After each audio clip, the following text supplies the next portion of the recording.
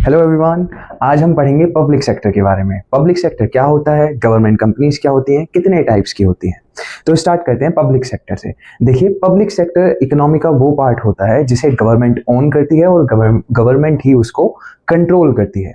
अब जब हम बात करते हैं गवर्नमेंट कंपनीज की, तो मेनली हमें मेन डिफरेंस पता नहीं होते कि कौन सी गवर्नमेंट कंपनी है। गवर्नमेंट कंपनी में भी कौन सी कंपनी है, क्या वो एक्ट के थ्रू बनाई गई है, क्या किसी मिनिस्ट्री के अंदर काम करती है, गवर्नमेंट का उसमें कितना परसेंट शेयर है। तो देखिए, गवर्नमेंट कंपनीज के भी टाइप्स होते हैं, वो उसी डिफरेंस को आज हम क्लियर करेंगे।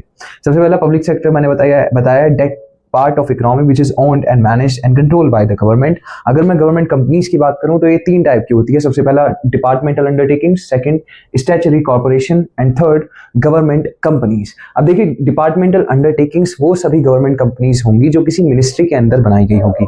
इसको फाइनेंस करेगी गवर्नमेंट। गवर्नमेंट का फुल्ली कंट्रोल रहेगा, डायरेक्ट कंट्रोल रहेगा, ये कोई इंडिपेंडेंट बॉडीज नहीं होंगी। सेकेंड, स्टैट्यूटरी कॉर्पोरेशंस, ये सभी वो ऑर्गेनाइजेशंस होती हैं जिन्हें किसी एक्ट के थ्रू पार्लियामेंट में पहले बिल पास होता है, फिर वो एक्ट बनता है और उस एक्ट के थ्रू ये स्टैट्यूटरी कॉर्पोरेशंस बनाई जाती हैं। जैसे RBI, reserve bank of India, या फिर एलआईसी, लाइफ इंश्योरेंस कॉर्पोरेशन। तो ये सभी वो इंडिपेंडेंट ऑर्गेनाइजेशन है, गवर्नमेंट का डायरेक्ट कंट्रोल नहीं रहेगा। ये सभी मैनेज की जाएंगी, एडमिनिस्टर की जाएंगी उस एक्ट के थ्रू जिस एक्ट से ये बनी हुई है। तो statutory corporations are independent government bodies and departmental undertakings are dependent and fully controlled and they are less flexible, they are more flexible than departmental undertakings. अब lastly आती है गवर्नमेंट कंपनीज। गवर्नमेंट कंपनीज वो companies रहती हैं जिनको आप register किया गया है कंपनीज एक्ट 2013 के अंदर।